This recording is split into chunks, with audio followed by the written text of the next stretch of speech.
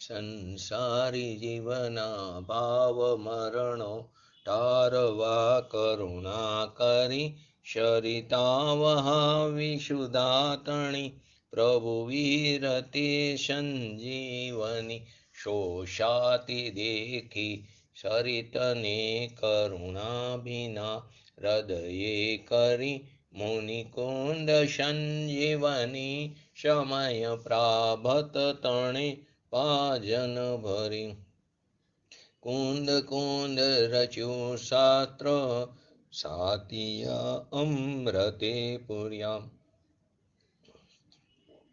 ગ્રંથાધિરાજ તારામાં ભાવો બ્રહ્માંડ ન ભર્યા અહો વાણી તારી પ્રશમરષભા વેનિતરતી મુમુક્ષુને પાતી અમૃત રસયંજલિ ભરી ભરી અનાદિની મૂર્છા વિશતણી ત્વરાથી ઉતરતી વિભાવેથી થંભે સ્વરૂપ ભણી દોડે પરિણતિ તું છે નિશ્ચય ગ્રંથ ભંગ સગરા વ્યવહારના ભેદવા તું પ્રજ્ઞાશિની જ્ઞાનને ઉદયની સંદેશો છેદવા સાથી સાધકનો તું ભાનુ જગનો સંદેશમાં વીરનો વિષામો ભવક્લાંતના હૃદયનો તું પંથમૂટીતણો શોણે તને રસનિબંધ શિથિલ થાય જાણે તને હૃદય જ્ઞાની તણા જણાય તું રુષતા જગતની રુચિયારશે સૌ તું રીઝતા શકલ જ્ઞાયક દેવરીજે બનાવું પાત્ર કુંદનના રત્નોના અક્ષરો લખી તથાપિ કુંદ સૂત્રોના અંકાએ મૂલ્યના કદી તથાપિ કાનવાણીના અંકાએ મૂલ્યના કદી નમો રિંગટાણંગ નમો સિદ્ધણંગ નમો આયરણંગ નમો અવજણમ નમો લોહી શવશાવણમ ચતારી મંગલમ હરિયંતા મંગલમ સિદ્ધા મંગલમ શાહુ મંગલમ કેવલી પંતો ધર્મ મંગલમ ચતારી લોગોટમાં હરિયંતા લોગોટમાં સિદ્ધા લોગોટમાં શાહુ લોગોટમાં કેવલી પંતો ધર્મ લોગોટમાં ચતારી શરમ ભોજામી હરિયંતે શરમ ભોજામી સિદ્ધે શરમ ભોજામી શાહુ શરમ ભોજામી કેવલી પંતો ધર્મ શરમ ભોજામી ઓમ નમો હરિહંતાણમ સમયસાર ગ્રંથાધિરાજ એમાં આપણે 12 નંબરનો શ્લોક આજ લેવાનો છે. એ પહેલાં 11 નંબરના શ્લોકનો થોડોક છેલ્લો પાઠ પૂરો કરી લઈ. પામે ને જેમાં પ્રતિષ્ઠા લેટી રહે બસ બાહીમાં આ બ્રજ સ્પષ્ટ આદિ જે ભાવો છે બધા જેના ન અંતર ભાવમાં આ બધ સ્પષ્ટ આદિ બધા જેના ન અંતર ભાવમાં જે છે પ્રકાશિત સર્વવિધ તે એક આત્મ સ્વભાવનો હે પ્રાણી આ જગતના નિર્મો થઈને અનુભવ કરો. આ 11 નંબરનો શ્લોક એની અંદર આપણે છેલ્લે સ્વાધ્યાયમાં આવ્યું હતું કે તારા અસ્તિત્વના કેટલા છે? 2 અંશ છે, એક દ્રવ્યાંશ છે, એક પર્યાંશ છે. તો કે કર્મનું અસ્તિત્વ, શરીરનું અસ્તિત્વ એ હોવાપણામાં તારો એકેય અંશ જ નથી. એ 2 હોવાપણામાં તારો એકેય અંશ નથી. કર્મના અસ્તિત્વમાં, શરીરના અસ્તિત્વમાં, મનના અસ્તિત્વમાં, વાણીના અસ્તિત્વમાં, રાગદ્વેષાદી વિભાવ પરિણમનના અંશમાં તારો એક પણ અંશ નથી. અહીં જે વાત પર્યાંશની છે તે શોધ લેવાની, કેમ કે રાગદ્વેષાદી પણ પોતાની જ પર્યાયમાં થાય છે, પરંતુ અહીં અત્યારે ગુણમાંથી ઉત્પન્ન થતી નિર્મલ પર્યાયની વાત લીધી. અને જો ખાલી એટલું લઈ શરીર કર્મનું અસ્તિત્વ એ હોવાપણામાં આપણા એકે અંશ નથી. તો તેની કોઈ પણ પર્યાય લો, એની અંદર શરીરનું પણ અસ્તિત્વ નથી, કર્મનું પણ અસ્તિત્વ નથી. કર્મ આદિ પરદ્રવ્યની પર્યાયના અસ્તિત્વમાં તારો અંશ નથી અને તેના અસ્તિત્વનો અંશ તારામાં નથી. તારો અંશ એનામાં નથી, એનો અંશ તારામાં નથી. તો કે તેની મોજૂદગી ભગવાન આત્માની, પોતાના કારણ પરમાત્માની મોજૂદગી, એની હયાતી, એનું હોવાપણું, એનું અસ્તિત્વ એના પોતાના ઉત્પાદ વ્યય દ્રવ્યમાં છે. એ ઉત્પાદ વ્યય દ્રવ્યયુક્ત સત છે. દરેક દ્રવ્યનું અસ્તિત્વ, એનું હોવાપણું તેના પોતાના સ્વચતુષ્યમાં છે. સમય સમયની દરેક દ્રવ્યની પર્યાય ઉત્પન્ન થાય છે અને વ્યય થાય છે. અને આપણે આત્માની વચ્ચે તો ત્રિકારી ધ્રુવ તેનો તેજ રહે છે. એ ત્રિકારી ધ્રુવ જે છે તો કે એની અંદર જે ઉત્પાદ વ્યયની જે પર્યાય છે એ 5 બદ્ધ સ્પષ્ટ આદિ, જે 11 નંબરની ગાથામાં, 11 નંબરના શ્લોકમાં આપણે જે વાત બતાવી અને 14 નંબરની ગાથામાં, એ 5 બદ્ધ સ્પષ્ટ આદિ, એમાં કર્મ શરીરની અવસ્થા એક સમયમાં પણ આવતી નથી. આ 5 બદ્ધ સ્પષ્ટ આદિ ભાવો, બદ્ધ સ્પષ્ટ, અન્ય અન્ય, અનિયત, વિશેષ અને સંયુક્ત, એ આદિ, એમાં કર્મ શરીરની અવસ્થા એક સમયની પણ એ 5 બદ્ધ સ્પષ્ટ આદિ ભાવોમાં પણ એ આવતી નથી. તારી રાગદ્વેષ આદિ જે દુઃખ આદિ જે પર્યાય છે એ શરીરને કે કર્મને અડતી નથી. તારા જે વિભાવ પરિણમન છે એ પણ શરીરને અડતું નથી, એ પણ કર્મને અડતું નથી, કર્મ એને અડતું નથી. એ કર્મમાં, કર્મની પર્યાયમાં પ્રવેશ નથી કરતું, કર્મની પર્યાય એનામાં પ્રવેશ નથી કરતું. તારી પર્યાય નહીંથી તને અડી છે. તારી જે પર્યાય છે એ તને પર્યાય નહીંની અપેક્ષાએ તને અડી છે. દ્રવ્ય દ્રષ્ટિ તો દ્રવ્ય જે છે તે પણ પર્યાયને અડતું નથી, પર્યાય પણ દ્રવ્યને અડતું નથી. તો કે અશુદ્ધતા, મલિનતા જે આપણી અંદર છે, દુઃખરૂપ દશા છે, એ એક સમયમાં, એક સમયની અવસ્થા પર્યાયથી અડી છે. એક સમયની અંદર, એક સમયની જે પર્યાયની અવસ્થા છે તે પર્યાયથી અડી છે, દુઃખની, અશુદ્ધતાની, મલિનતાની. પણ એ 3 કાળમાં ત્રિકારી દ્રવ્યને તે અડી નથી અને તેની અંદર તે પ્રવેશ કરતી નથી, તે ઉપર ઉપર તરે છે. એમાં છેલ્લે આપણે પૈસાની વાત લીધી હતી, તો પૈસો પણ દ્રવ્ય છે. તો કે પરમાણુ, પૈસો જે દ્રવ્ય છે એટલે કે તે પરમાણુ જે છે તે દ્રવ્ય છે. તો પરમાણુ દ્રવ્ય છે અને પૈસા આદિ એની વર્તમાન પર્યાય છે. પરમાણુ, પૈસો જે છે તે તો પરમાણુનો બનેલો સ્કંદ છે. તો કે તેની અંદર જે સૂક્ષ્મ પરમાણુ છે તે દ્રવ્ય છે અને જે સ્કંદ છે તે તેની વિભાવ પર્યાય છે. તો પૈસા આદિની જે વર્તમાન પર્યાય છે તે પર્યાય છે. એ પર્યાય પણ ખરેખર તે પરમાણુ ધ્રુવમાં પેસતી નથી. જે સૂક્ષ્મ પરમાણુ જે છે ને, કે જેને આપણે પૂતગલ દ્રવ્ય ખરેખર કહીએ છીએ, તે પૂતગલ દ્રવ્યમાં તે પૈસાની પર્યાય તેને અડતી નથી, એની અંદર પેસતી નથી. આવી વસ્તુ વ્યવસ્થા છે. કેમ કે એ પર્યાય છે અને આ રજકણ જે છે તે ધ્રુવ છે, એની અંદર તે પ્રવેશ કરતી નથી, કેમ કે તે એક સમયની અવસ્થા છે. હવે જો તે તેની અંદર પ્રવેશ કરે તો એ પર્યાયનો તો બીજા સમયે વ્યય થાય તો ધ્રુવનો નાશ થાય. તો એવું તો 3 કાળમાં શક્ય નથી. આ જે દ્રવ્ય રજકણ જે છે, પૂતગલ રૂપી પરમાણુ, તે અચેતન દ્રવ્ય છે અને તેની એક સમયની પર્યાય પણ કેવી છે? અચેતન છે. તો કે એ એની અંદર પ્રવેશ કરતી નથી. તો અહીં તો આખી વસ્તુ આપણે પરના ઓલામાં લીધી. હવે આપણા પોતાની દશા, આપણી પોતાની પર્યાયની અવસ્થા, આપણા પોતાના અસ્તિત્વમાં, ઉત્પાદ વ્યયમાં જે પર્યાયમાં વિકાર પરિણમન થાય છે, દુઃખ આદિ થાય છે, તે દ્રવ્યનો કાયમી અસલી સ્વભાવ નથી. એ કાયમ એ દ્રવ્યનો અસલી સ્વભાવ નથી અને જે દ્રવ્યનો કાયમી અસલી સ્વભાવ છે એ વસ્તુ ધ્રુવને તે અડતું નથી. એ તો કેવો હોય? ક્ષણિક સ્વભાવ છે. આપણી અસ્તિત્વમાં ઉત્પાદ વ્યય આદિ જે પર્યાય જે છે, જેની અંદર વિકાર દુઃખ આદિ છે, તે દ્રવ્યનો જે કાયમી અસલી સ્વભાવ છે તેવા ધ્રુવને તે અડતું નથી, પ્રવેશ કરતું નથી, તેની અંદર તે સ્થિતિ પામતું નથી. એક સમયની સ્થિતિને પ્રાપ્ત પર્યાય ધ્રુવમાં કઈ રીતે સ્થિતિ પામે? એક સમયની પર્યાય તે તો ક્ષણિક છે, એ ધ્રુવની અંદર કેવી રીતે સ્થિતિ પામે? કેમ કે એ તો એક સમયની અવસ્થા, બીજા સમયે એનો વ્યય થાય છે, તો એનો અભાવ થવાથી દ્રવ્યનો નાશ થાય, તો તે તેની અંદર સ્થિતિ પામતો નથી. આવો જે દ્રવ્ય સ્વભાવ છે તે નિત્ય છે, એકરૂપી છે, અસંગી છે, અબંધી છે. આ જે બધા ભાવો છે તે કેવા છે? અનિત્ય છે. કેમ કે બીજા સમયે તો એનો વ્યય થાય છે. રાગ, દ્વેષ, પુણ્ય, પાપ આદિ જે વિકલ્પ થાય છે એ બધા અનિત્ય ભાવ છે. અને દ્રવ્ય સ્વભાવ કેવો છે?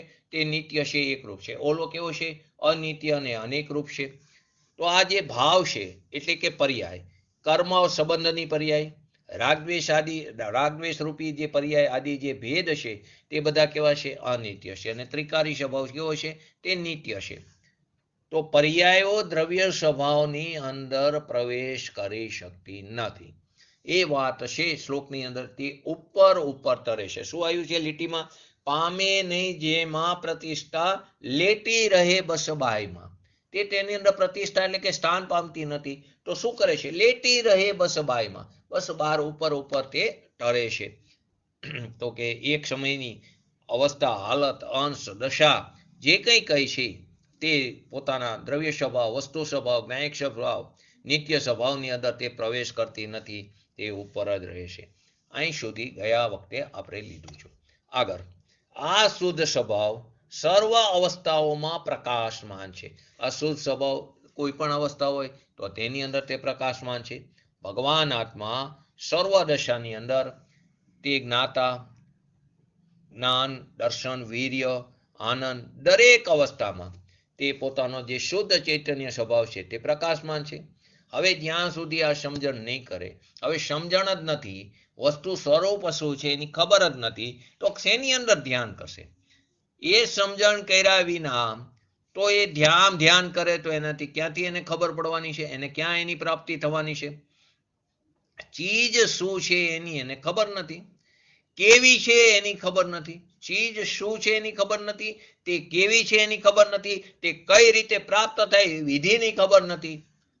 તો એ ખબર નથી તો એને પ્રાપ્ત પણ કેવી રીતે થશે? તેનું ધ્યાન પણ કેવી રીતે કરશે?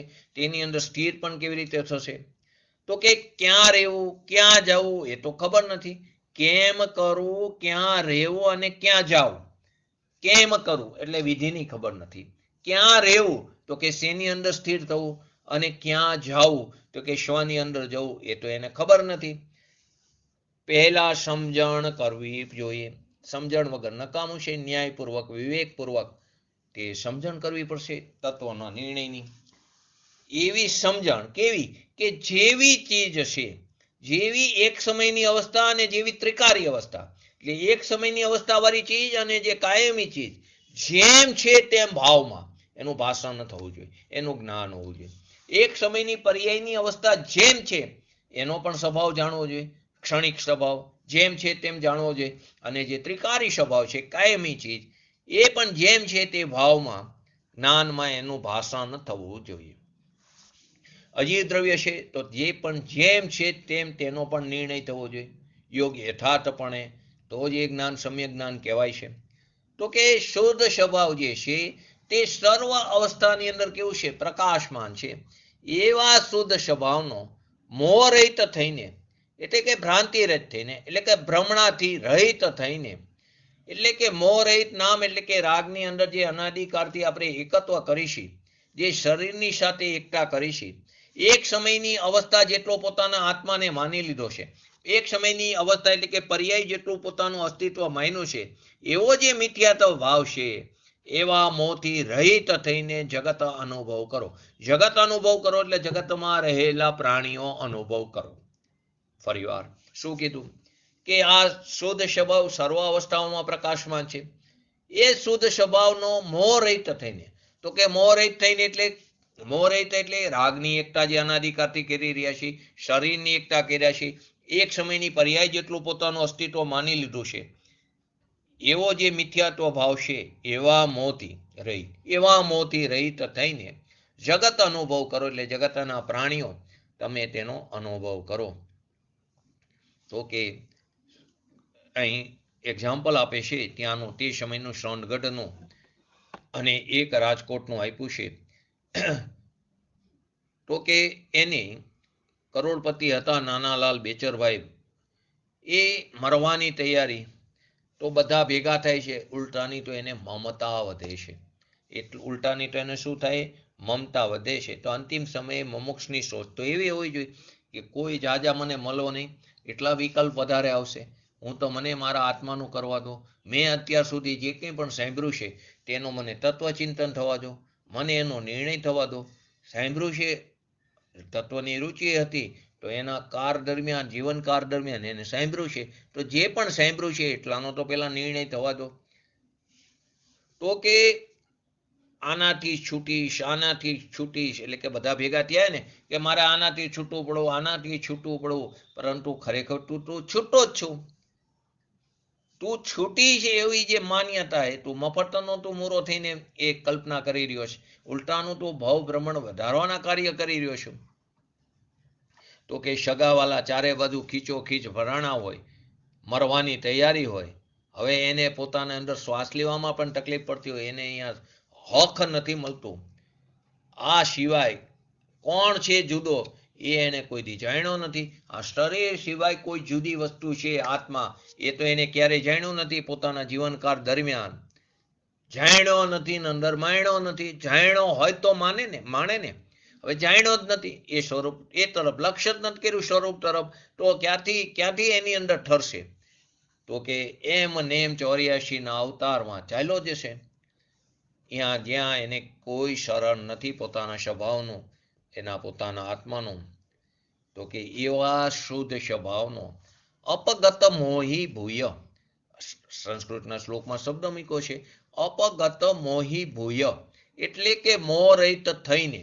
શેના રહિત થઈને? તું મોહ રહિત થઈને તું ભ્રાંતિ છોડીને તારા આત્માને અનુભવ કર. કર્મ માર્ગ દે એમ નહીં, તું પોતે મોહ રહિત થઈને તું ભ્રાંતિ છોડીને તું તારા આત્માનો અનુભવ કર. એ તારા અધિકારની વાત છે, એ કોઈ બીજો પર તને નહીં કરાવી શકે. એક સમયની દશામાં જે રુચિ પડી છે, એટલે કે પર્યાય બુદ્ધિ જે પડી છે, શું શબ્દ મૂક્યો છે? એક સમયની દશામાં રુચિ પડી, એટલે કે જે પર્યાય બુદ્ધિ છે એ મિથ્યાત્વ ભાવ છે. પરની વાત તો ક્યાંય જુદી રહી. અહીં તો એમ કીધું છે એક સમયની દશામાં તારી જે રુચિ પડી એને મિથ્યાત્વ કીધું. આપણે તો 12 પદ્રવ્યની અધિકતા અને વિસ્મયતાની અંદર પડ્યા છીએ, પરંતુ ત્યાંથી તો તું છૂટ અને તું મારો શિષ્ય છું એમ પૂજ્ય ગુરુદેવશ્રી કહે છે. એટલે એટલું તો મેં માન્યું છે કે પદ્રવ્યથી તને અધિકતા છૂટી છે. હવે તું તારી પર્યાયમાંથી પણ તારી અધિકતા જે છે, પર્યાય જેટલું જે તારું અસ્તિત્વ માન્યું છે એનાથી પણ તું છૂટ. તું પર્યાયની સન્મુખતા છોડ, એટલે કે પર્યાયની સન્મુખતા છોડવી પડશે. પર્યાય દ્રવ્યની સન્મુખતા કરવાની વાત છે. એટલે કે એક સમયની દશામાં રુચિ પડી છે તે મિથ્યાત્વ ભાવ છે. પરની વાત તો ક્યાંય દૂર રહી. એક સમયની અવસ્થા જેવડો હું છું એ મિથ્યા દ્રષ્ટિનો મિથ્યાત્વ ભાવ છે. એટલે કે પર્યાય જેટલો જ પોતાને માની લીધો, પોતે તો ત્રિકારી ચીજ છે, અનાદિ અનંત છે, અને પોતાને એક સમયની અવસ્થા જેટલો માની લીધો, તો એ મિથ્યા દ્રષ્ટિનો મિથ્યાત્વ ભાવ છે. તો કે ભગવાન તારી ચિત્ત તો અંદર પૂર્ણ આનંદ છે, ભરેલી છે. એ ભાઈ મોહ રહિત થઈને તો કે તારી જે પર્યાય બુદ્ધિ છે તેનાથી તારું લક્ષ્ય છોડાય. તું મોહ રહિત થઈને જે કાયમી ચિત્ત છે તેનું લક્ષ્ય કરીને તારી પર્યાયમાં વિતરાગતાને પ્રગટ કર. એક અવસ્થાના અંશ ઉપર, એક અવસ્થાના એક સમયની અવસ્થાનો અંશ, એટલે કે પર્યાંશ ઉપર જે બુદ્ધિ છે અને પર મારું છે એવી જે બુદ્ધિ છે, એ બધો મોહ છોડ. એનાથી તું મોહ રહિત થઈને તું અનુભવ કર. એ તો પહેલા નક્કી કર આત્મા શું છે, એનું સ્વરૂપ શું છે, મારે કેવી રીતે ત્યાં જવું, મારે ક્યાં જામવું, ક્યાં રમવું ચરવું, શેની અંદર લીન થવું, મારે શેની અંદર ઠરવું, એ તો પહેલા તું નક્કી કર એ કેવું છે. હવે એ તો ખબર નથી, એમને ચારિત્રની પ્રાપ્તિ કરવાની વાત કરે છે. તો ભગવાન આનંદનો આસ્વાદ છે, આનંદની લગડી પડી છે. કેવી છે? અંદર આનંદની લગડી પડી છે. સાદી અનંતકાળ સુધી સુખનો ભોગવટો કરે છતાં તેની અંદર કોઈ પણ જાતની કચાશ નથી આવતી. એવા આત્માને ઓછું, અધિક અને વિપરીત ન માન. એ ભગવાન આત્માને પૂજ્ય ગુરુદેવશ્રી અલગ અલગ અપેક્ષાથી એને ઉપમા આપી છે. આત્મા કામધેનુ ગાય છે, એને જેટલી વાર દોહો એટલી વાર અંદરથી દૂધ નીકળ્યા જ કરે. બાકીની ગાયોને તો સવારે ને સાંજે દોહો તો જ દૂધ નીકળે, પણ કામધેનુ ગાયને તો તમે જેટલી વાર દોહો એટલી વાર દૂધ નીકળે. એમ ભગવાન આત્માનો જેટલી પણ વાર આશ્રય લો, જેટલી વાર એનું લક્ષ્ય કરો, તો પર્યાયમાં વિતરાગતા એટલે કે આનંદની અનુભૂતિ થાય છે. આનંદની છોરો ઉછરે છે. અને બીજો એક એક્ઝામ્પલ આપ્યો, આત્મા વીરડો છે. વીરડો એટલે જૂના જમાનામાં જે લોકો ગામડાના હોય એને ખબર હોય વીરડો એટલે શું, કે ત્યાં કંઈ નદી હોય એની અંદર ખાડા કરો તો અંદરથી પાણીની આઈ ચાલુ જ હોય, એ ક્યારેય ખલાસ ન થાય, તો પાણી અંદરથી જ આવતું જ રહેશે. એમ ભગવાન આત્માથી આનંદનો પ્રવાહ ચાલુ જ છે, બસ એનો સ્વીકાર કરવાનો છે. અતિન્દ્રિય આનંદ છે, એ અતિન્દ્રિય આનંદને ચૂસ. એ અતિન્દ્રિય આનંદનો નિર્વિકલ્પ અનુભવ રસ પી, એમ તને આચાર્ય ભગવંત વારંવાર કહે છે. મોહરહિત થઈને તું અનુભવ કરજે. કયો મોહરહિત થઈને? તો કે તું રાગ દ્વેષની જે એકતા છે, શરીરની જે એકતા છે, એક સમયની અવસ્થામાં તું જે પડ્યો છું એવું જે તને એટલો તે પોતાને માયનો છે, એ બધો એ મિથ્યાત્વ ભાવથી તું રહિત થઈને, એવા મોહ રહિત થઈને તારા દ્રવ્ય સ્વભાવનો તું અનુભવ કર. તું અત્યારે તો અનાદિકાળથી પુણ્ય પાપના જે વિકાર રૂપી જે પરિણમન છે એ ઝેરને તું પી રહ્યો છું, અને પુણ્ય પાપના વિકલ્પથી રહિતા ભગવાન આત્મા છે. તો એ ભગવાન આત્માનો એની સન્મુખ થઈને અતિન્દ્રિય આનંદને ચૂસ, નિર્વિકલ્પ રસને પીસ. અને ક્યાં સુધી? કે સાદી આનંદકાળ સુધી, જે એનો ક્યારે પણ અંત આવવાનો નથી. માટે કહે છે, હે જગતના પ્રાણીઓ, શબ્દ જગત મૂકો છે, એનું પણ આપણે સમજાતા કે ધારો કે સોનગઢ ગયા હોય, બરાબર, તો કે સુરેન્દ્રનગર આવ્યું, ધારો કે રવિવારે જવાના છે અહીંથી, તો શું કહેશો કે સુરેન્દ્રનગર વાળા આવ્યા, સુરેન્દ્રનગર આવ્યું. તો સુરેન્દ્રનગર આખું નથી આવ્યું, પરંતુ સુરેન્દ્રનગરથી મુમુક્ષો આવ્યા છે. એમ આ જગત શબ્દ એટલે જગતના પ્રાણીઓ, કે જે હિત અહિતનો વિવેક કરી શકે છે એવા જગતના પ્રાણીઓ તું અનુભવ કર. તો કે આવો જે શુદ્ધ સ્વભાવ છે એની મહિમાને કેવરીની વાણી પણ એ મહિમાને પૂરી કરી શકતી નથી. કેવરીની વાણી પણ એ મહિમાને પૂરી કરી શકતી નથી. આત્માની અંદર અનંત અનંત ગુણો પડ્યા છે, અને કેવરી તો કેટલું હોય, વધારે 1 કોટી પૂર્વ આયુષ્ય હોય છે. તો 1 કોટી પૂર્વ આયુષ્ય હોય છે તેમાં તો સમય ફિક્સ થઈ ગયા. 1 સેકન્ડના અસંખ્યાતમો ભાગ એને સમય કહી છે આપણે, તો કે એ સમય પણ અહીંયા ફિક્સ થઈ ગયા 1 કોટી પૂર્વના. તો આ તો અનંત છે, આ તો કેટલાય અનંત. એક સમયમાં એક ગુણની ચર્ચા કરે તો અનંત ગુણને કેવરીની વાણી પણ કહી શકતી નથી. તો શું કહે છે? અને બીજી અપેક્ષા અહીં તો સમજાવે છે, એ જે ચેતનનો મહિમા જે છે એ કેવરીની વાણી એ મહિમાને પૂરી કરી શકે નહીં. કેમ? તો કેવરીની વાણી તો અચેતન છે, કેવરીની વાણી તે જળ છે. ભાષા વર્ગણા છે ને, એ જળ છે. જળ જે અચેતન છે એ ચેતનનો મહિમા કેવી રીતે કરી શકે? અહીં એ અપેક્ષાએ કીધું, બે અપેક્ષા બરાબર છે.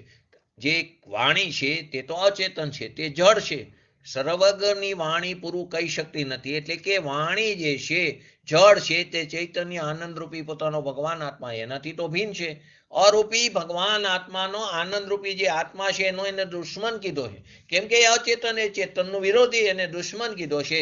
તો આત્માની વાણી તો દુશ્મન છે.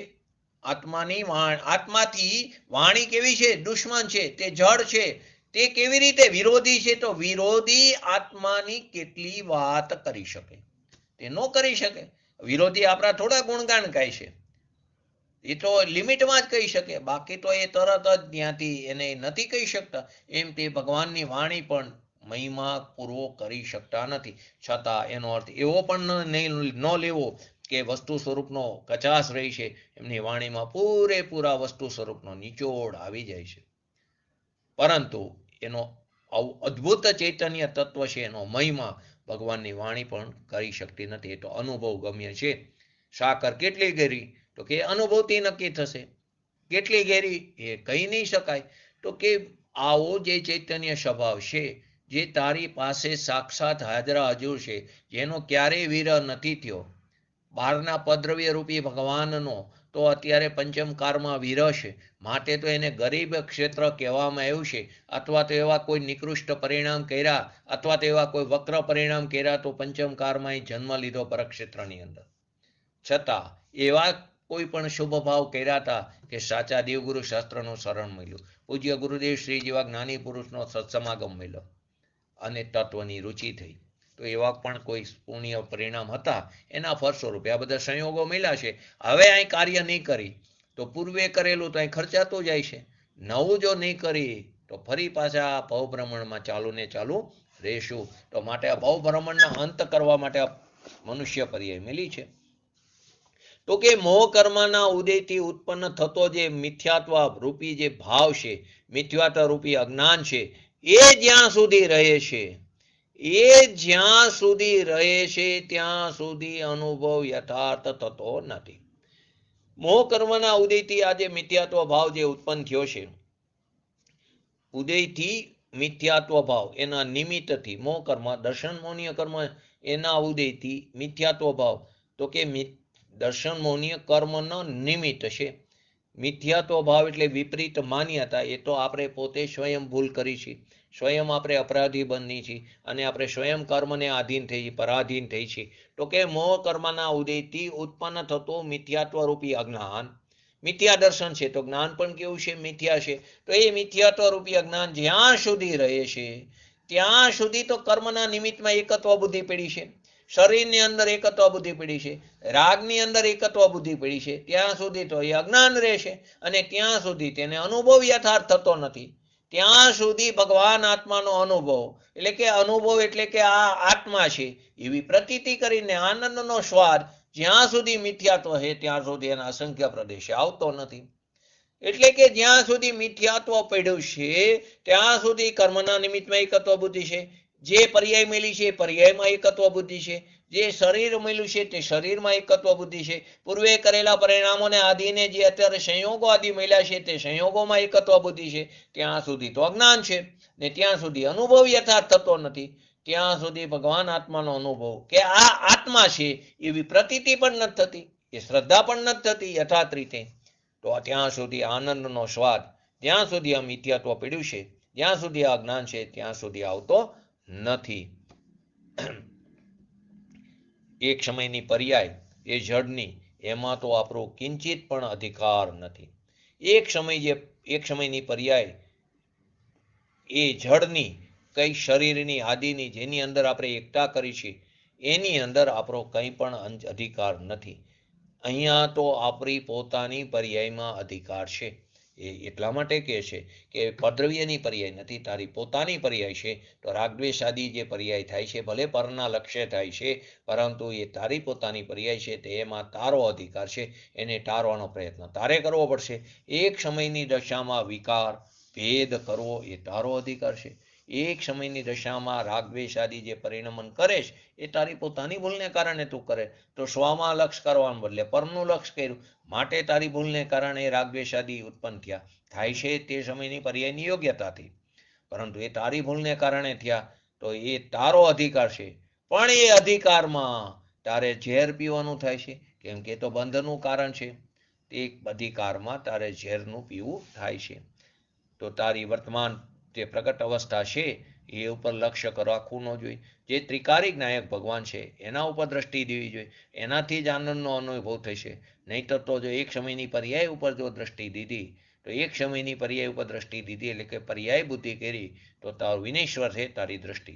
કેમ કે એક સમયની પર્યાયનો તો બીજા સમય નાશ થાય છે, તો કે તારો નાશ થશે અથવા તો તું ભવભ્રમણમાંથી અટકીશ નહીં.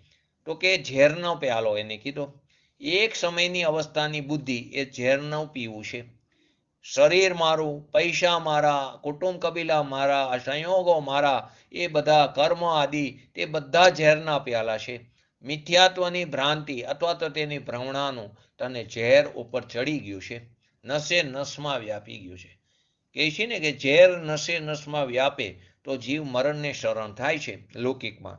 તેમ આ મિથ્યાત્વનું ઝેર આપણને અનાદિકાળથી નસે નસમાં વ્યાપ્યું છે. હવે એને ટાળવા માટે પુરુષાર્થ પણ કેવો કરવો પડશે? પ્રબળ કરવો પડશે. પોતાના સ્વભાવનો મહિમા કરવો પડશે, એના સામર્થ્યનો સ્વીકાર કરવો પડશે. એ સ્વીકાર કરવામાં અનંતો પુરુષાર્થ જોશે, અને એ પુરુષાર્થ તું કરી શકે. તારામાં એવું સામર્થ્ય છે, તારામાં હિત અહિતનો વિવેક કરી શકે એવી તારી અંદર મન આદિ પડ્યું છે. માટે સત્સંગની પંચેન્દ્રિયને લાયકાતમાં લીધું છે. તો કે હે જીવો અપગત મોહી, તો કે એ જે ઝેરને છોડ, હવે તો છોડ. અનાદિકાળથી તું રેખડો છો, હજી તને ઠાક નથી લાગ્યો. માટે તો માતાજીના પહેલા બોલમાં આવે તો તને ક્યાંય ન ગમતું હોય તો તું તારા આત્મામાં ગમાડ. પહેલી કન્ડિશન આપે. હજી તને જો બહારની રુચિ હોય તો તું હજી ફર. પણ તને હવે ક્યાંય ગમતું ન હોય તો તું આ બાજુ આવ.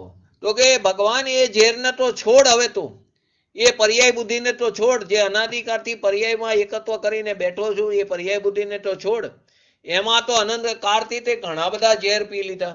નિગોદથી લઈને 9મી ગ્રેવિયક સુધી અનંતવાર ગયો.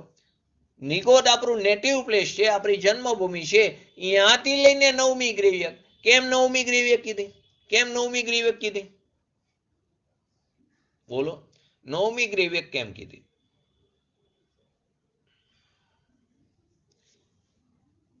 કેમ 9મી ગ્રેવિયક કીધી? બોલો નૈનાબેન, જયંતિભાઈ, નિકુંજભાઈ.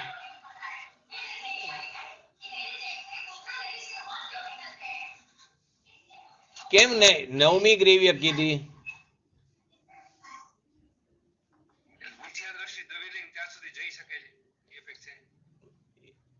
સંસારી જીવ 31 સાગરોપમ એટલે કે 9મી ગ્રેવિયકથી આગળ જઈ શકતો નથી. કેમ કે એનાથી ઉપર તો સમ્યક દ્રષ્ટિ જીવ જાય. સમ્યક દ્રષ્ટિ જીવ પહેલા સ્વર્ગથી લઈને બધે જઈ શકે, પરંતુ મિથ્યા દ્રષ્ટિ જીવ આનાથી આગળ જઈ શકતો નથી. તો કે તું નિગોદથી માંડીને, કેમ કે તે પર્યાય બુદ્ધિમાં એકત્વ કર્યું, તે રાગ સાથે એકતા કરી, તે શરીર સાથે એકતા કરી, તે સંયોગો સાથે એકતા કરી.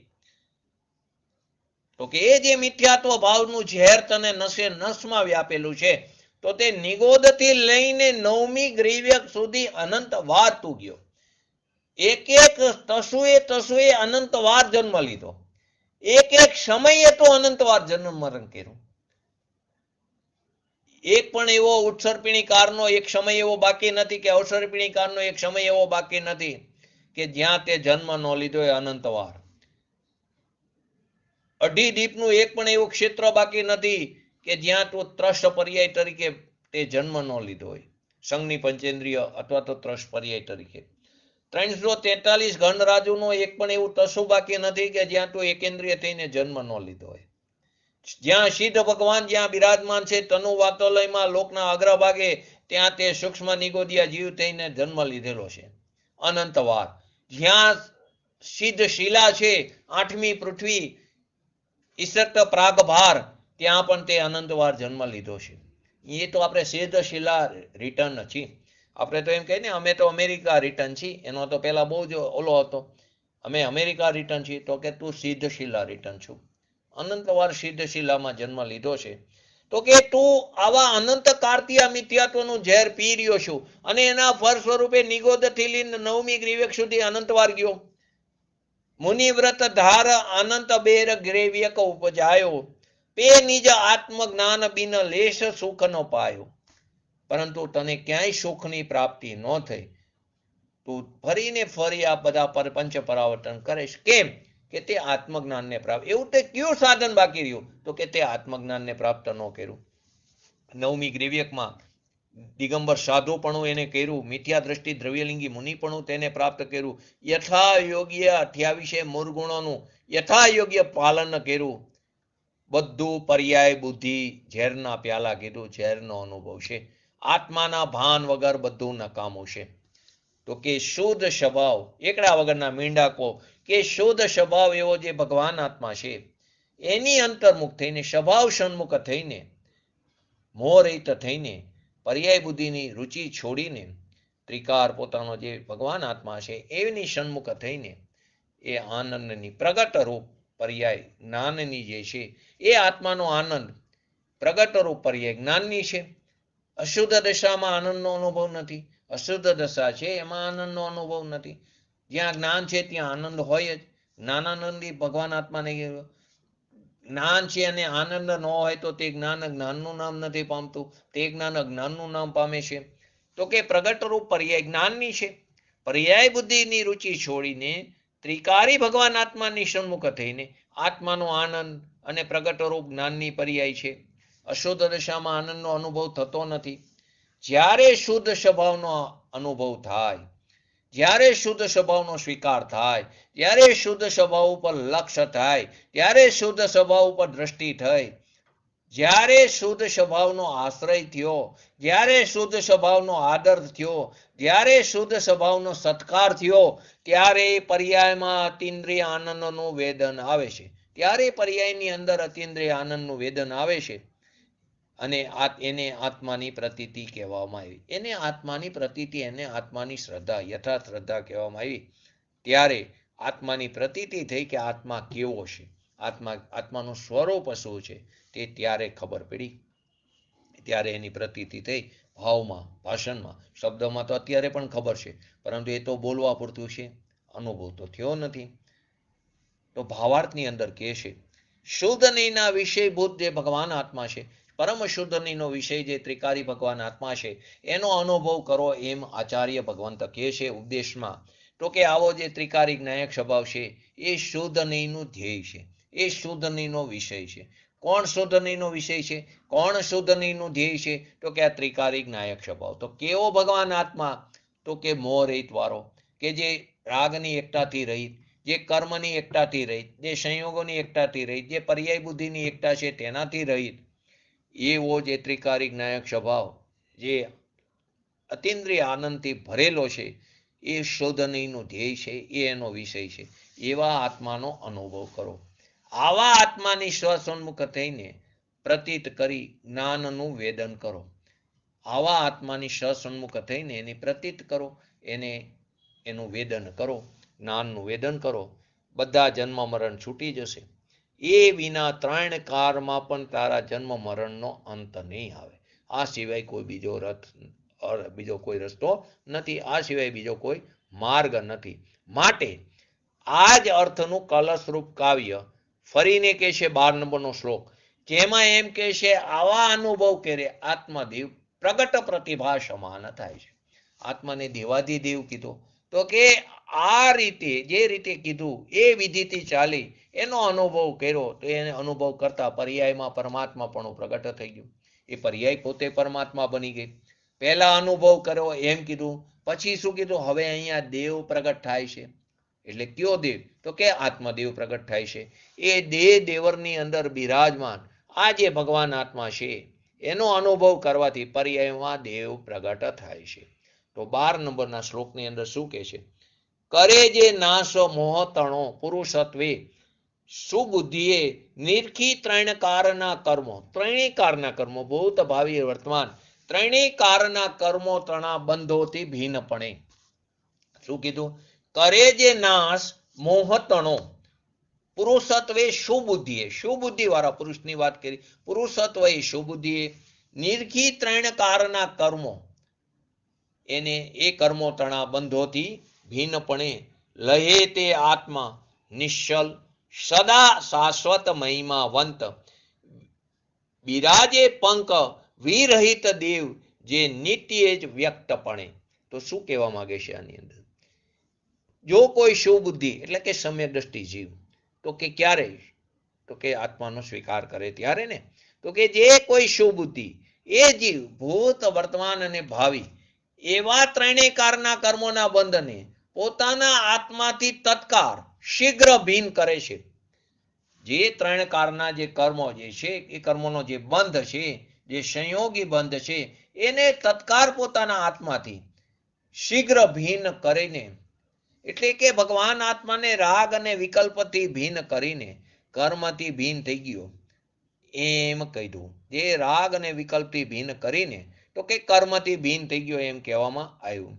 અત્યારે તો અધ્યાત્મના નામે વિપરીત બધી માન્યતાઓ ચાલી રહી છે. એને લઈને ધર્મ જે છે એ ધર્મ તો ગુમ થઈ ગયો. ભગવાન આત્માને લઈને જે ધર્મ છે એનાથી જ મોક્ષ માર્ગની શરૂઆત થાય છે.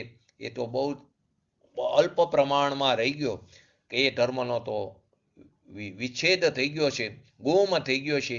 અને બહારની પ્રવૃત્તિની અંદર જીવ ધર્મને ગોતવા માટે પ્રયત્નો કરે છે. અને જો પ્રવૃત્તિમાં ધર્મ ન કહો, ધારો કે કોઈ એમ કે આ બધી પ્રવૃત્તિમાં ધર્મ નથી, શુભ ભાવમાં ધર્મ નથી, વ્રત તપ ભક્તિ ઉપવાસ ભગવાનની પૂજા આદિમાં ધર્મ નથી, તો કે તમે નિશ્ચયાભાસી થઈ ગયા. તો કે ભગવાન તું તારી ચીજની દ્રષ્ટિ વિના તારી પ્રવૃત્તિ ચાહે ગમે એટલી હોય, તારા ભગવાન આત્માની દ્રષ્ટિ વિના, એના સ્વીકાર વગર, એના આશ્રય વગર તારી પ્રવૃત્તિ ગમે એટલી હોય, પરંતુ તને મિથ્યાત્વ સહિત પુણ્ય બંધાશે. મિથ્યાત્વ તો પડ્યું છે, મિથ્યાત્વનો અભાવ નથી થયો. ભાવબંધનના કેટલા કારણ છે? બોલો, ભાવબંધનના કેટલા કારણ છે? બોલો જયંતિભાઈ, નૈનાબેન, ભાવબંધના કેટલા કારણ છે? 5 કારણ છે. સૌથી પહેલો કોણ જાય છે? મિથ્યા, ક્રમે જ જાય છે. પહેલા મિથ્યાત્વ જાય, પછી અવિરતિ જાય, પછી પ્રમાદ જાય, પછી કસાય જાય, પછી યોગ જાય છે. ક્રમથી જાય. એવું નથી જતું પહેલા અવિરતિ જાય મિથ્યાત્વ પડ્યું રહે. ક્રમથી જાય છે. ગુણસ્થાનની અપેક્ષાએ જો તો મિથ્યાત્વ પહેલા ગુણસ્થાન, પહેલું બીજું ત્રીજું કહે છે, પરંતુ અહીં તો એ બીજા ત્રીજાને બહુ લેતા નથી, પડવાવાળા જીવની વાત છે. એટલે તો કે મિથ્યાત્વ ગુણસ્થાન, પહેલા ગુણસ્થાન, ચોથામાં મિથ્યાત્વનો અભાવ થાય છે, પાંચમામાં અવિરતિનો અભાવ થાય છે, સાતમા ગુણસ્થાનની અંદર પ્રમાદનો અભાવ થાય, છઠ્ઠા ગુણસ્થાન સુધી પ્રમાદ છે, અને પ્રમાદના મુખ્યત્વે 15 ભેદ કીધા, બાકી તો 37,500 ભેદ છે, અને લોક પ્રમાણ અસંખ્યાત ભેદ પણ કીધા છે. કોને? મુનિરાજની વાત કરી છે. તો એને આટલા બધા ભેદ છે, એનો અભાવ 7મા ગુણસ્થાને જાય છે. કસાયનો અભાવ 10મા ગુણસ્થાનના અંતે જાય, અથવા 12માનું પહેલા સમયે, અને યોગનો અભાવ 13મા ગુણસ્થાનના અંતે જાય છે. ક્રમથી જાય છે. ગુણસ્થાનની અપેક્ષાએ જોયું તો કે તારા ચીજની દ્રષ્ટિ વિના તારી પ્રવૃત્તિ ગમે એટલી હોય, પરંતુ તને મિથ્યાત્વ સહિત પુણ્ય બંધાશે. એટલે કે મિથ્યાત્વ સહિત પાપાનું બંધી પુણ્ય. મિથ્યાત્વ સહિત મિથ્યાત્વ તો પડ્યું છે, તો મોટા મોટું પાપ તો પડ્યું છે, તો એ મિથ્યાત્વ ભલે ગમે એટલું પુણ્ય કર, મોટા મોટો પાપનો બાપ કીધો મિથ્યાત્વને, એ તો પડ્યું છે, તો તને પાપાનું બંધી પુણ્ય બંધાશે. એમાં તો તને નવું પાપ બંધાય છે. તે ધર્મને માની લીધો, એ મિથ્યાત્વ સહિત તને પાપાનું બંધી પુણ્ય બંધાશે. આપણે કર્મની અપેક્ષાએ પણ સમજી તો કે જે 47 પ્રકૃતિ છે ઘાતી કર્મની, અને 101 પ્રકૃતિ અઘાતી કર્મની, એટલે કે ટોટલ 148. ક્યાંક 128 પણ આવે, અને ક્યાંક 168 પણ આવે. એ આપણે કર્મની જ્યારે વાત સમજ્યા ત્યારે સમજ્યા હતા કેવી રીતે થાય છે. અહીં તો મારે બીજું કેવું છે કે ઘાતી કર્મની જેટલી પણ પ્રકૃતિ એ બધી કેવી છે? પ્રશસ્ત પ્રકૃતિ. કેવી છે? અપ્રશસ્ત. સોરી, ઘાતી કર્મની જેટલી પણ પ્રકૃતિ કેવી? અપ્રશસ્ત, એટલે કે કેવી? પાપ પ્રકૃતિ. અને અઘાતી કર્મની જેટલી પણ પ્રકૃતિ છે તેમાં પ્રશસ્ત પણ છે અને અપ્રશસ્ત પણ છે. એટલે કે તેમાં શુભ પ્રકૃતિ પણ છે, અશુભ પ્રકૃતિ. અને આ તો બધી કેવી? પાપ પ્રકૃતિ છે. ઓલામાં પુણ્ય પ્રકૃતિ પણ છે અને પાપ પ્રકૃતિ પણ છે. તો જીવ હર સમયે 7 અથવા 8 કર્મનો બંધ કરી રહ્યો છે. હર સમયે પરિણામ તો જે થાય છે એ પરિણામને અનુલક્ષીને જીવ હર સમયે 7 અથવા 8, કેમ કે આયુનો એકવાર થાય છે, એકવાર થઈ ગયા પછી હર સમયે 7 કર્મનો બંધ થાય છે. તો એનો અર્થ શું થયો? હર સમયે 7 કર્મનો બંધ થાય, એટલે ઘાતી કર્મનો બંધ તો ચાલુ રહેશે. અઘાતી કર્મની અંદર જો તમે પુણ્ય ભાવ કર્યો હોય, કસાયની મંદતા સહિત જો શુભ ભાવ કર્યો હોય, તો પુણ્યનો બંધ થાય છે, એટલે કે શુભ ભાવનો બંધ થાય છે. તો કે શુભ પ્રકૃતિ એટલે કઈ? અઘાતી કર્મની શુભ પ્રકૃતિ થાય, શાતાવેદનીયનો બંધ પડે છે, ત્યાં ઉચ્ચ ગોત્રનો બંધ પડે છે, ત્યાં ઉચ્ચ આયુનો બંધ પડે છે. તો કે અઘાતી કર્મની શુભ પ્રકૃતિનો પડે છે, તો એ પુણ્યનો બંધ પડે, પરંતુ ઘાતીનો તો બંધ ચાલુ છે, પાપનો બંધ ચાલુ છે, માટે તે પાપાનું બંધી પુણ્ય કહેવામાં આવ્યું. આ કર્મની અપેક્ષા. પરંતુ અહીં તો મિથ્યાત્વ સહિત, અહીં આ રીતે કીધું હોય તો કે મિથ્યાત્વ સહિત તું ગમે એટલું પુણ્ય કર, તો મોટામાં મોટું પાપ તો ઊભું છે, તો કે તે પાપાનું બંધી પુણ્ય છે, એમાં તને નવું પાપ બંધાય છે. તો આવો ભગવાન આત્મા પોતાના આત્માને કેવો? ભૂત, વર્તમાન, ભવિષ્ય એના કર્મથી ભિન્ન. ભૂતના, ભવિષ્યના અને વર્તમાન એ કર્મથી ભિન્ન. વર્તમાનમાં ભિન્ન કર્યો તો ત્રિકારથી ભિન્ન થઈ ગયો. વર્તમાનમાં ભિન્ન કર્યો તો ત્રણેય કારના કર્મથી ભિન્ન થઈ ગયો. કેમ કે આપણે ટાંકીનું પણ એક્ઝામ્પલ આપ્યું. ઉપરનું બંધ કરી દો તો નીચેનો નર ખુલ્લો રાખો તો ટાંકી ખાલી થઈ જવાની, બાકી તો ટાંકી ક્યારેય ખાલી નહીં થાય. આપણું દશા એ જ છે, નીચેનો ખોલી ને ઉપરનો ખોલી, ને ટાંકીને ખાલી કરવી, 3 કારમાં નહીં થાય ખાલી. એક સરખા બધા નર છે, વ્યાસવાળા, ડાયામીટરવાળા, અને ટાંકી આખી ભરી છે ને ટાંકી ખાલી કરવી તો નીચેનો ખોલી છે, અરે ઉપરનો પણ ખોલી છે, ઉપરે 4 નર, નીચે 4 નર, તો ક્યારે ટાંકી ખાલી થશે? ક્યારેય નહીં થાય. તો તો કે ઉપરનો બંધ કર. એટલે જે અત્યારે રાગ દ્વેષ આદિ જે પરિણામ થાય છે એમાં તું ન જોડાય, એટલું જ તું કરી શકે. તું એને જ્ઞાતા દ્રષ્ટા ભાવે જાણ, મધ્યસ્થ ભાવે જાણ, એની અંદર ન જોડાય તો નવો દ્રવ્ય કર્મનો બંધ નહીં પડે. જૂના કર્યા છે ઉદયમાં આવતા જાય, એની યોગ્યતા પ્રમાણે એની સ્થિતિ જે અનુભાગ જે હોય તે આવીને ખરતા જાય છે. તો એક સમય એવો આવશે કે તું દ્રવ્ય કર્મ, ભાવ કર્મ, નો કર્મથી રહી તેવી સિદ્ધ દશાને પામીશ. માટે તું અત્યારે વર્તમાનમાં ભીન કર્યો તો ત્રિકાળથી ભીન થઈ ગયો. તો એ તેને શું બુદ્ધિ કીધી? એને શું બુદ્ધિ કીધી? તો કે ગમે એટલા બહારના સંસારના ડાપણ તારી અંદર પડ્યા હોય, તું ગમે એટલું ખૂબ ભણેલો હોય, પણ તે શુદ્ધિ નથી, તે કુધી છે. આની અંદર સંસ્કૃતમાં જે શ્લોક છે એની અંદર પહેલી જ લાઈનની અંદર બંધ શુદ્ધિ એવો શબ્દ મૂક્યો છે. એટલે શુદ્ધિ એટલે શું? તો કે શુદ્ધિ એટલે સુબુદ્ધિ. તો સુબુદ્ધિ એટલે સમ્યક દ્રષ્ટિ. તો તેને સુબુદ્ધિ કીધું એટલે કે શુદ્ધિ કીધું. પરંતુ બહારના સંસારના દાપણ હોય, તો ગમે એટલો ભણેલો હોય, તો એ શુદ્ધિ નથી, પરંતુ શું? એ કુધી. કુધી એટલે મૂરખ. તો કે તું મૂરખ શું? તો કે દુનિયા તો પાગલ, એટલે કે આપ મૂરખ કહો છો, પણ દુનિયામાં તો એનું માન છે કે દુનિયા પોતે જ પાગલ છે. પાગલ પાગલ ને પાગલ કે એમાં શું વાત છે? તો કે દુનિયા પાગલ છે. તો કે શુદ્ધિ શબ્દ છે ને એને એનો અર્થ શું થયો? કે કર્મથી આત્માને ભીન પાડવાની ક્રિયા કરે તેનું નામ શુદ્ધિ. કર્મને આત્માથી ભીન પાડવાની ક્રિયા જે કરે એનું નામ અહીંયા શુદ્ધિ કહેવામાં આવ્યું. એ પહેલા શ્લોકમાં, એ શ્લોકમાં પહેલી લાઈનની અંદર બતાવ્યું છે, 12 નંબરના કરશની અંદર. તો કે સમ્યક દર્શનની વ્યાખ્યા આપી દીધી. સમ્યક દર્શન કઈ રીતે થાય છે? જો કોઈ શુભ બુદ્ધિ, શું કીધું? જો કોઈ શુભ બુદ્ધિ ભૂત, વર્તમાન અને ભાવિ એ ત્રણેય કાળના કર્મોના સંબંધથી રહિત એવો જે ભગવાન આત્મા એના ઉપર દ્રષ્ટિ દે, તો એ ત્રણેય કાળના કર્મોથી તે વર્તમાનમાં ભીન થઈ જાય છે. આત્માના કર્મ, આત્મા જે કર્મના સંબંધી કેવો છે? રહિત છે, અબદ્ધ સ્પષ્ટ છે. એના સ્પર્શથી રહિત છે, પરના સંબંધથી રહિત છે, ત્રણેય કાળ રહિત છે. કર્મ તે પર પદાર્થ છે. પર પદાર્થથી ભગવાન આત્માની વસ્તુ જે છે, આપણી ત્રિકારી વસ્તુ, તે તદ્દન ભિન્ન છે, પરથી ભિન્ન છે. એવા નિજ આત્માને અબદ્ધ સ્પષ્ટ જે છે તેને તત્કાળ શીઘ્ર ભિન્ન કરીને, કોણ? તો કે સુબુદ્ધિ વાળો. તત્કાળ શીઘ્ર ભિન્ન કરીને કર્મના નિમિત્તથી ઉત્પન્ન થયેલા મિથ્યાત્વ અજ્ઞાનને તારા પોતાના બળથી, એટલે કે પુરુષાર્થથી તું એને રોકી દે, એનો તું નાશ કર. તારા પોતાના પુરુષાર્થથી, તારા પોતાના બળથી તેનો નાશ કર. મિથ્યાત્વનો નાશ કરે. ક્યારે થશે? કે સ્વભાવનો મહિમા આવશે તો, એના સામર્થ્યત્વનો શિકાર આવશે તો. પણ આપણી રુચિ ક્યાં પડી છે? પરમાં પડી છે. હજી 2-3 દિવસ પહેલાના પૂજ્ય ગુરુદેવશ્રીના પ્રવચનમાં આવ્યું, કંઈક વાત આવી, તો બહારની કોઈ વાત હતી, તો કે એ કંઈ યાદ નથી રહેતું, કેમ કે અહીંયા રુચિ નથી ને. અને તમે એમને 47 શક્તિ કહો, એક મિનિટની અંદર 47 શક્તિ બોલી જાય છે. કેમ કે અહીંયા રુચિ પડી છે. રોજ એનું ચિંતન મનન થાય છે. આપણે એમની ક્રિયાને પણ જોતા નથી, એમનું આચરણને પણ જોતા નથી. એમને કહેલી વાતને, વિચારવાની વાત તો ક્યાંય એક બાજુ રહી, પણ એમના આચરણને, એની ક્રિયાને તો જુઓ. રોજ સવારમાં તે નિત્ય પાઠન કરતા હતા આ બધી વસ્તુઓનું. આપણને 47 શક્તિ સમજવી નથી, એના નામ પણ યાદ નથી કરવા, કંઠસ્થ કરવું એ ધર્મ નથી, પરંતુ એનું ચિંતન મનન મંથન હોવું જોઈએ.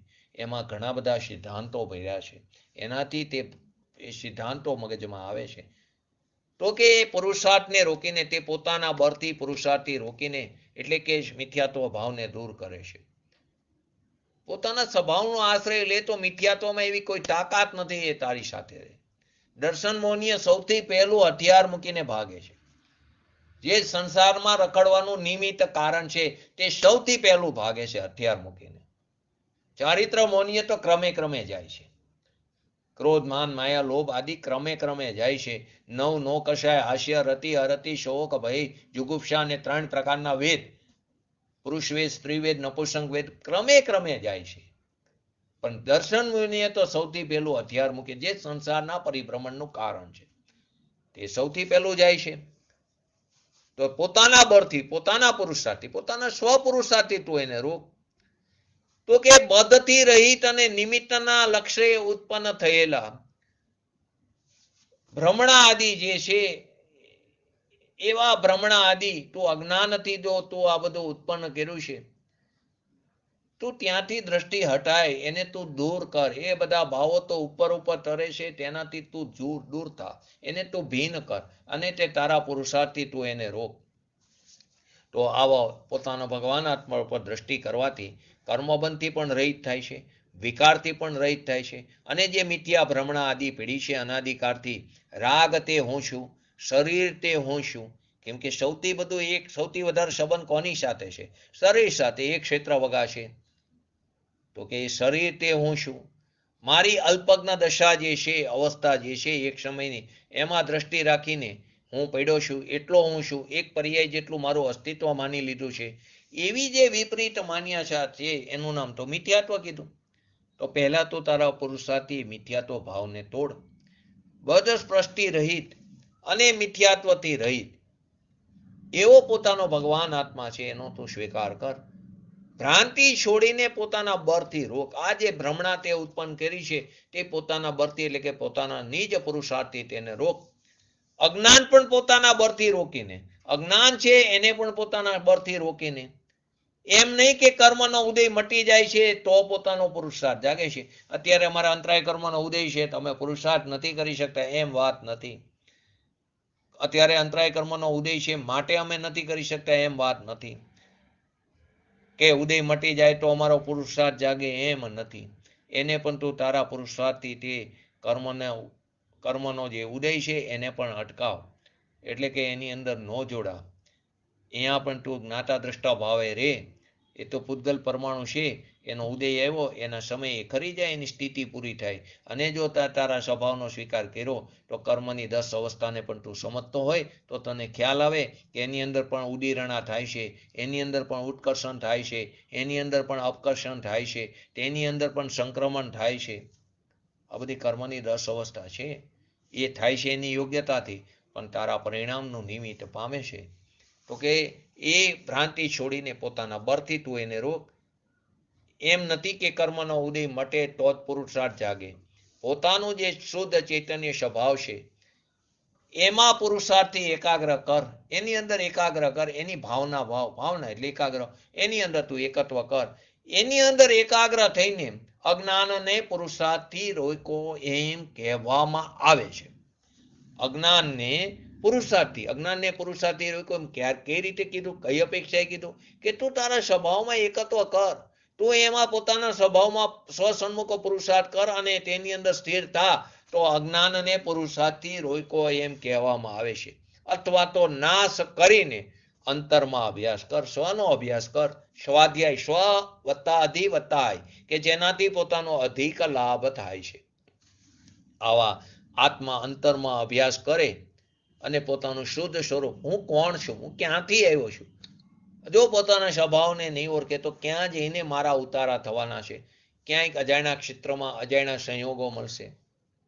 ક્યારે એનો વિચાર નથી કર્યો. માટે તો પહેલા ડર બતાવે છે. ડર એટલે ખોટો નહીં, સાચો ડર બતાવે છે, ભય બતાવે છે.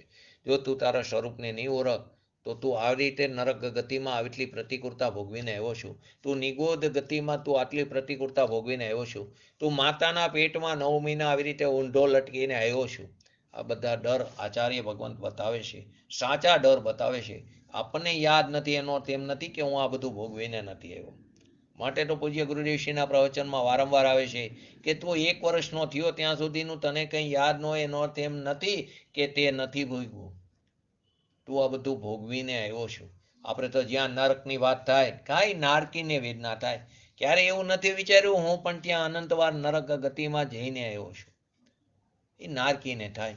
હંમેશા બીજો હું નહીં.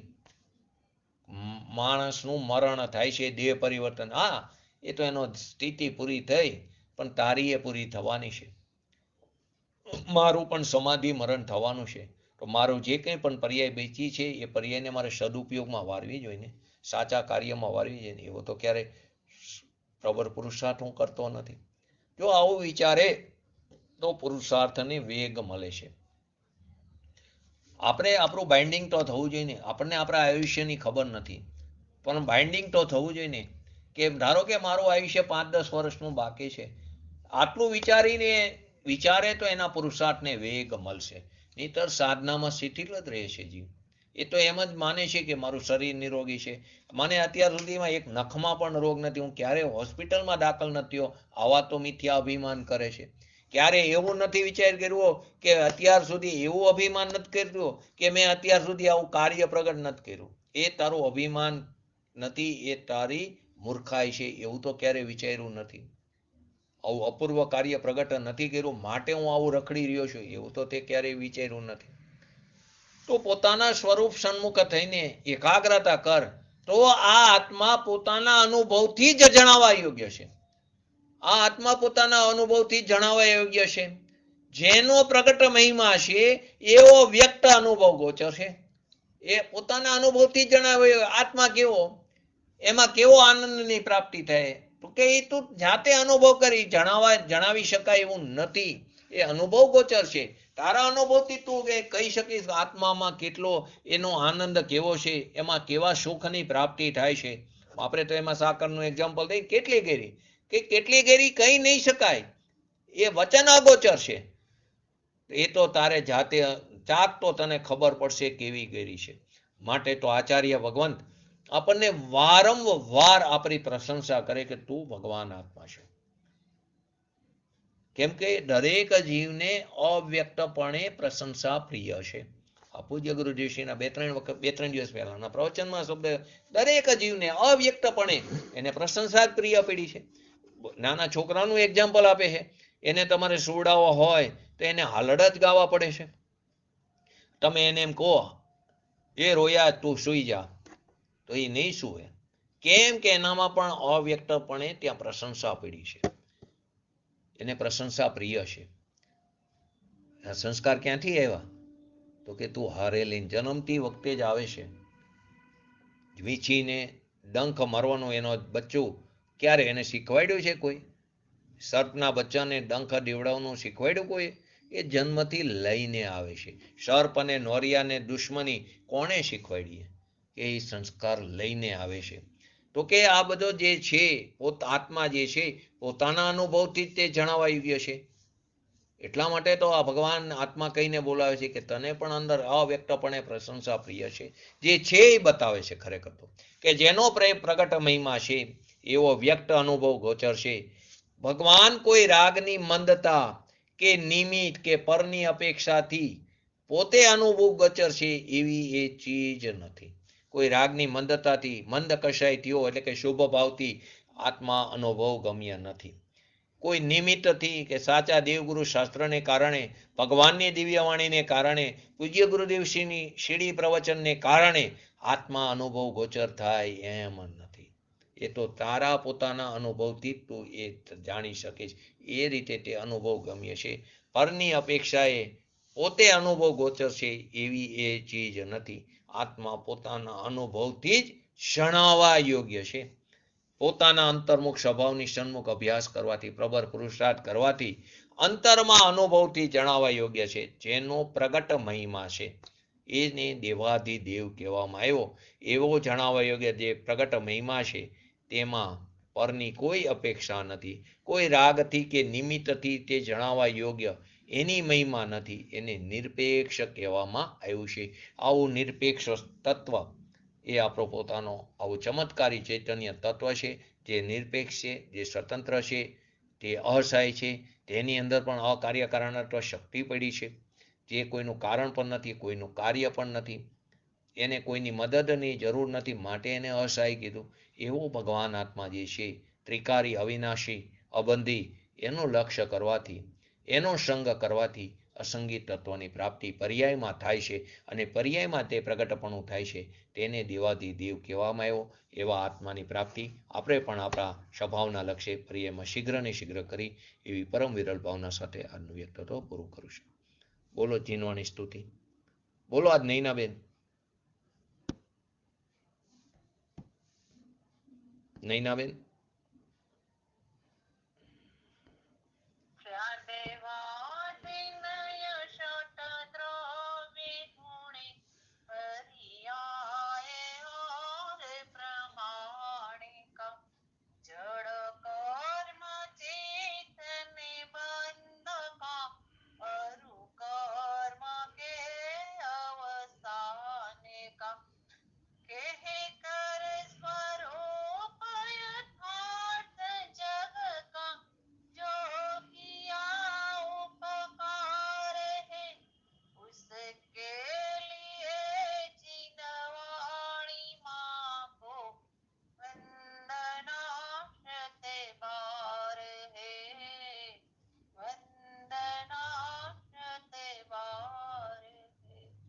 नमो रिंग टाणंग नमो सिद्धाणंग नमो आयरणं नमो अवजणं नमो लोये शवसावणं चत्तारि मंगलम अरिहंता मंगलम सिद्धा मंगलम शाहो मंगलम केवली पंतो धर्म मंगलम चत्तारि लोकोत्तमा अरिहंता लोकोत्तमा सिद्धा लोकोत्तमा शाहो लोकोत्तमा केवली पंतो धर्म लोकोत्तमा चत्तारि शरणं भोजामि अरिहंते शरणं भोजामि सिद्धे शरणं भोजामि शाहु शरणं भोजामि केवली पंतो धर्म शरणं भोजामि।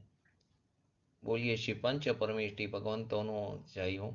बोलिए श्री जीनवाणी मातनो जय हो। बोलिए श्री परम पूज्य परम उपकारी सदगुरु देवनो जय हो। बोलिए श्री प्रसन्नमूर्ति भगवती मातनो जय हो। बोलिए श्री सनातन जैन दिगंबर धर्मनो जय हो।